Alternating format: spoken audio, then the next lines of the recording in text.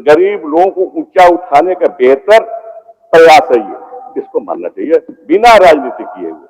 हम लोग टेकअप में हैं, तो टेकअप में धीरे धीरे एक समय जहाज बनारस नहीं पहुंच जाते, जहाज में उड़ते हैं तो घंटा भर के बाद बोलता है कैप्टन कि हम बनारस पहुंच गए। मैं झारखंड गठन का गवाह हूं। बाबूलाल जी बाद में आए, खूब मुलाकात होती थी इनसे हमसे। ऐसा नहीं कि बीजेपी के प्रधानमंत्री, आदरणीय प्रधानमंत्री चाहे योगदान है अकेला, ऐसा नहीं है। ये रामायण नहीं है, रामचरितमानस नहीं है कि तुलसीदास लिख के बैठ करके लिख दिए, ऐसा नहीं हुआ। रोज पटाखा फूटता था इस जंगल में उस जंगल में, आज स्थिति सुधरी है। ये सबको मानना चाहिए, ईमानदारी से मानना चाहिए। जयपाल सिंह से मिला था जब मैट्रिक पास किया था, उस समय मिला था मैं। एनी होरू से मिलता था, बागुन दादा तो जब एसपी था चावसा, वहां मुलाकात होती है, बात होती है उन लोगों से। 25 लाख लोगों को हरा कार्ड बना के हेमंत जी की सरकार में हम लोग, कपड़ा हम लोग दिए, अबुआ आवास हम लोग दे रहे हैं, मेडिकल कॉलेज वगैरह जितने हैं, मेडिकल कॉलेज है, इंजीनियरिंग कॉलेज बन रहे हैं, ये सब क्वार्टरनरी के अंदर आएंगे। रिसर्च जितने हो रहे हैं, रिसर्च एंड डेवलपमेंट क्वार्टरनरी के अंदर आए। ये चारों सेक्टर में पैसे बांटे जाएंगे। धन्यवाद महोदय। मैं सरकार को, सरकार के वित्त मंत्री को और वित्त विभाग को बधाई देना चाहता हूं, धन्यवाद देना चाहता हूं कि उन्होंने कड़ी मेहनत के बाद अच्छा बजट बनाया। मैं इसे समर्थन में बोलूंगा। मगर 2-3 पार्ट में बोलूंगा, ज्यादा समय नहीं लूंगा, लेकिन 2-3 पार्ट रखूंगा। पहला तो ये है कि मुख्य बिंदु क्या है, विशेषताएं क्या है इस बजट की, इसका थोड़ा सा चर्चा करूंगा। विशेषताएं हैं कि झारखंड के विकास में निजी भागीदारी को सुनिश्चित करने के लिए पीपीपी शेयर एवं सीएसआर शेयर को क्रियाशील करने का प्रस्ताव इस बजट में दिया गया। ये पहली बार हो रहा है सीएसआर का पैसा जहां तहां बंटता था। इस राज्य में नहीं, दूसरे राज्य में भी हम जानते हैं कि दूसरे राज्य में भी भेज दिया जाता था। यहाँ जो पैसा मिलता है, यहाँ जो कंपनियां काम करती हैं और सीएसआर के पैसा देते हैं, तो बाहर के राज्य भेज दिया जाता है। वो नहीं होगा, एक सेल बनेगा और सीएसआर का पैसा यहां रहेगा और उससे विकास के कार्य होंगे। ये मैं मानता हूं। कैसे होंगे, बाबूलाल जी कह रहे थे, तो एक तरीका तो है ये कि सीएसआर के पैसे को भी गिनती करें हम अपने रेवेन्यू कलेक्शन और फिर इसको खर्च करें। दूसरा है महोदय, सरकार कंटिन्यूटी में चलती थे। राज सिन्हा जी बोले थे ना, राज सिन्हा जी बोले थे 3-4 दिन पहले कि सरकार कंटिन्यूटी में चलती है। एकदम सही बोले थे। पॉलिटिकल साइंस का सिद्धांत है ये, गवर्नमेंट रन इन कंटिन्यूटी। उसी तरह सरकार जो एक पिछले वित्तीय वर्ष में एक लक्ष्य रखा गया था कि 2029-30 तक मौजूदा मूल्य पर राज्य की घरेलू सकल आय को 10 ट्रिलियन करने का लक्ष्य, इसको बरकरार रखा है। इस बजट भाषण की विशेषता इसको मानूंगा मैं। तीसरी विशेषता इसमें है कि राज्य में पर्यटन के विकास की असीम संभावनाएं हैं। पर्यटन में रोजगार की असीम संभावनाएं रहती है। पर्यटन के विकास के द्वारा राज्य के लोगों को रोजगार में आय के नए अवसर के साथ साथ राज्य को अतिरिक्त राजस्व प्राप्त होगा। पहले स्थिति अच्छी नहीं थी लॉ एंड ऑर्डर की, हम पुलिस में रहे, हम जानते थे। रोज पटाखा फूटता था इस जंगल में उस जंगल में, आज स्थिति सुधरी है। ये सबको मानना चाहिए, ईमानदारी से मानना चाहिए। मैंने देखा है खराब दिन तो याद कर रहा हूं, आज बढ़िया दिन आया है तो उसको भी याद करने की जरूरत है। और पर्यटन को सब मिल करके, लेफ्ट राइट की बात नहीं है, सब मिल करके हम लोग को बढ़ावा देना चाहिए ताकि रेवेन्यू कलेक्शन, रेवेन्यू हमारा आगे बढ़े। और भी है विशेषताएं महोदय, लेकिन ज्यादा नहीं पढ़ूंगा। अभी बात हो रही थी बजट में राजनीति। महोदय, कोई सरकार बजट लाती है उसे राजनीति साधती है। बजट क्या है? अर्थनीति का अर्थनीति इकोनॉमिक पॉलिसी का भाग है। जो हमारी अर्थनीति होगी उसको हम बजट में सालाना रेवेन्यू और एक्सपेंडिचर के लेखा जोखा के मार्फत में रखते हैं। उदाहरण देंगे हम, दिल्ली का इलेक्शन हुआ, उसके पहले केंद्र सरकार का बजट हुआ। मैं खाली अर्थनीति और राजनीति उसके बारे में बोल रहा, किसी पर कटाक्ष नहीं। उसमें बजट में पढ़ा गया कि 12 लाख सालाना आय वाले को इनकम टैक्स नहीं देना पड़ेगा, इनकम टैक्स नील हो जाएगा। दिल्ली के एक अंग्रेजी पत्रकार ने मुझे फोन किया कि इसमें क्या प्रतिक्रिया है, क्या विचार है। हमने कहा आप बोलिए पहले क्या प्रतिक्रिया है। बोला पहले आप राजनीति में हैं, आप बताइए क्या इसमें होगा। हमने कहा महोदय कि केंद्र सरकार की पार्टी बीजेपी आगे बढ़ जाएगी, आप नीचे जाएगा। इसलिए कि दिल्ली में 67% मिडिल क्लास के लोग रहते हैं। इस प्रावधान से, इस बजट की इस अर्थनीति से राजनीति होगी तो होता है। हमको इस बात को समझना होगा कि बजट अर्थनीति है और अर्थनीति प्रभावित करती है राजनीति। अपनी पार्टी का भी बोलेंगे हम, मैया सम्मान योजना, जहां जाते थे बोलते थे आप पॉलिटिक्स कर रहे हैं। हम बोलते थे कि हम पॉलिटिक्स में हैं तो पॉलिटिक्स नहीं करेंगे तो क्या करेंगे, गुल्ली डंडा खेलेंगे। हम पॉलिटिक्स कर रहे हैं, क्या हमारा अधिकार है। लेकिन मैया सम्मान योजना का समझो क्या है। आज इनकम इनइक्वलिटी है, कैसे सुधारेंगे।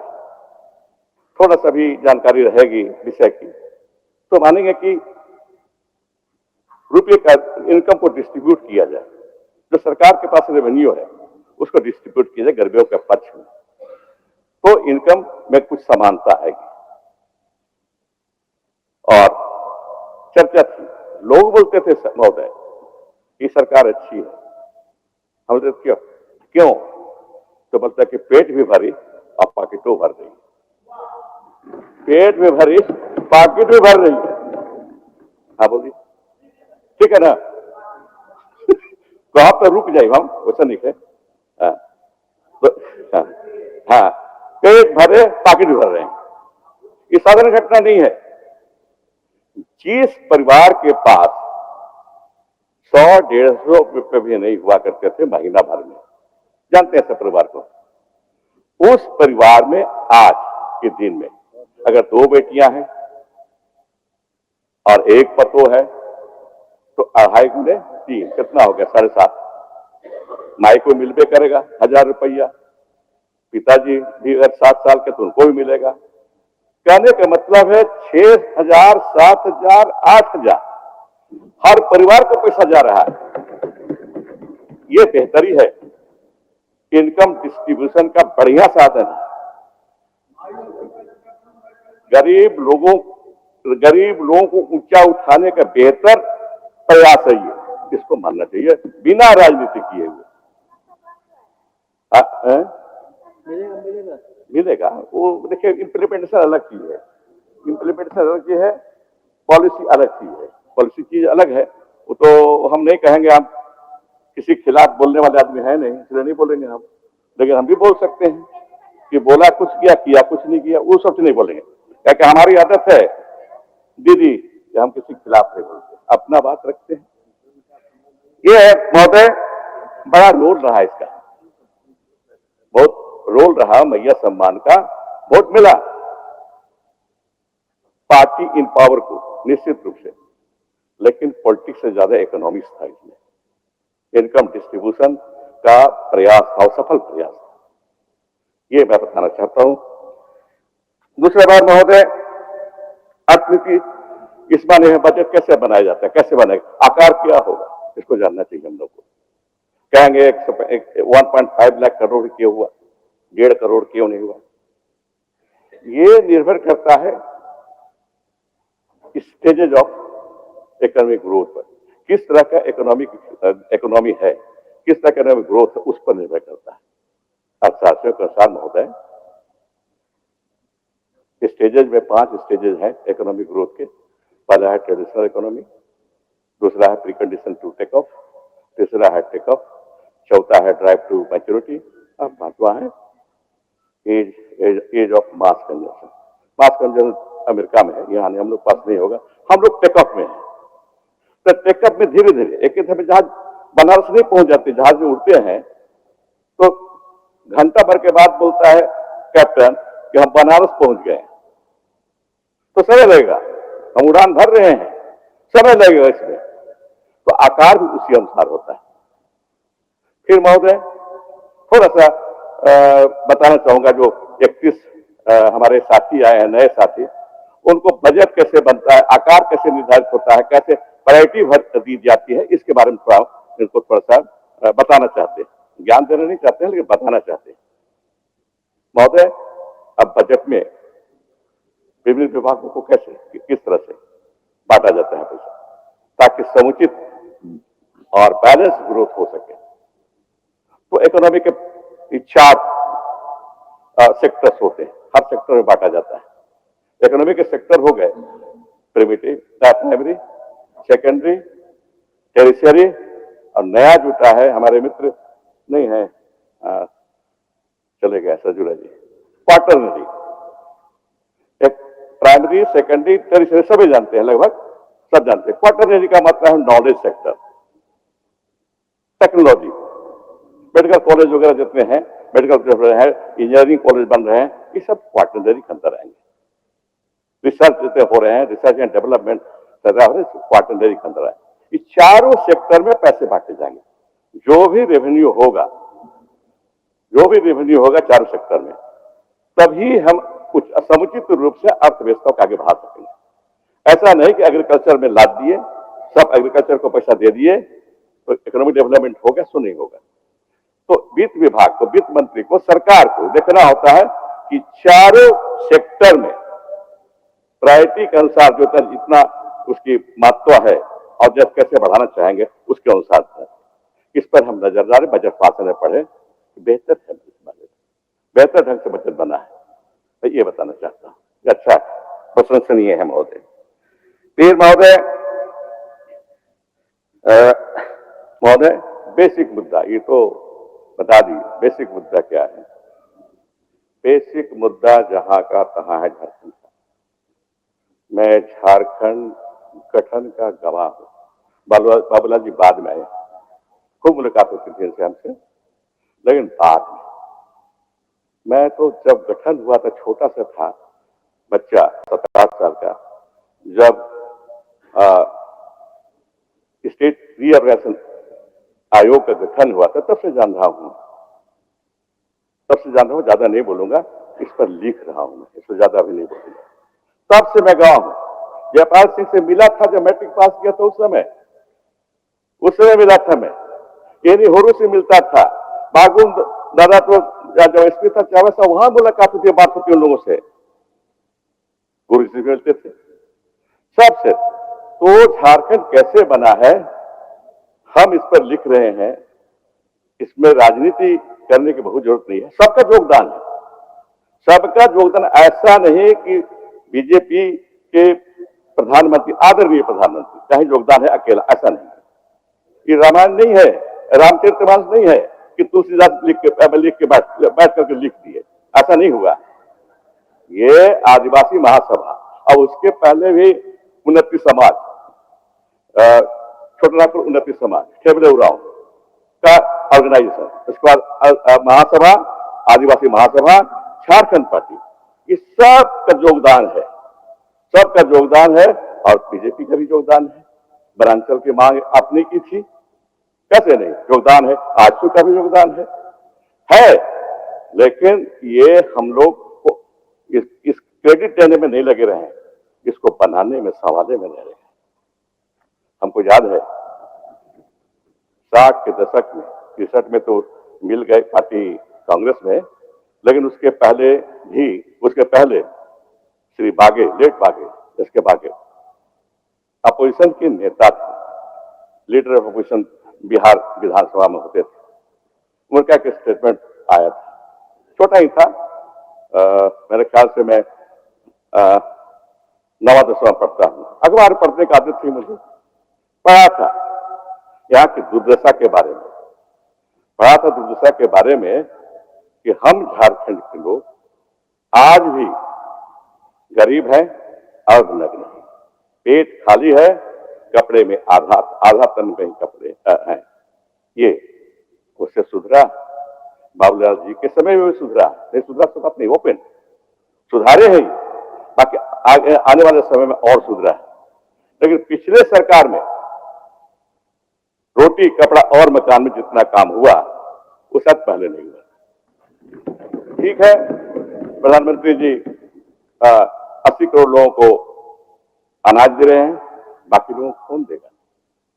25 लाख लोगों को हरा कार्ड बना के हेमंत जी की सरकार में हम लोग, कपड़ा हम लोग दिए, अबुआ आवास हम लोग दे रहे हैं, तो रोटी कपड़ा और मकान। दीदी कुछ बोलना है? तो इम्प्लीमेंटेशन, मैडम इम्प्लीमेंटेशन में मीरा जी गड़बड़ी होती है, मानना होगा, हम मानते हैं, हम भी रहे हैं मंत्री उसके, होती थी, हम इनकार करने कोई बात इसमें नहीं है, होती है, चलता है।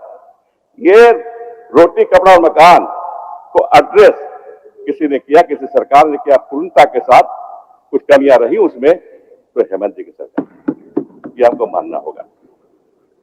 ये महोदय, गरीबी, दूसरी प्रॉब्लम गरीबी की है आज भी, और पता नहीं कब तक रहेगी। गरीबी सिर्फ ये नहीं कि पॉकेट में पैसे नहीं हो, वो गरीब नहीं कहलाता है। आजकल इंडिकेटर्स बना दिया है नीति आयोग ने, और नीति आयोग यूएनडीपी के अपना जो फॉर्मूला है उसके अनुसार बनाया है। उसके अनुसार महोदय 12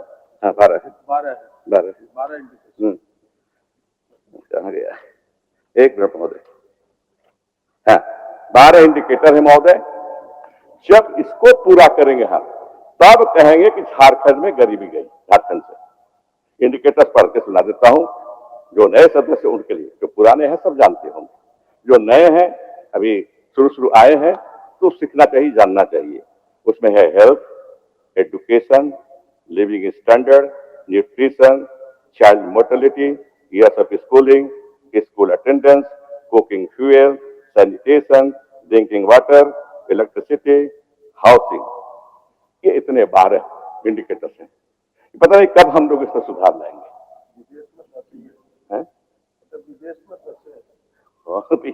यहाँ तो हाउसिंग का प्रॉब्लम है ना, यहाँ तो सब घर है, वहां तो विदेश में करें कि वहां 10 है, हम के वहां 10 नहीं 8-9 हो सकता है। वहां हाउसिंग का प्रॉब्लम किसी वही नहीं है, कहां झोपड़ी मिलेगा? सबका घर है, खपड़ा का मकान कहाँ मिलेगा? वहां नहीं मिलेगा। तो यहाँ 12 इंडिकेटर। अब पॉवर्टी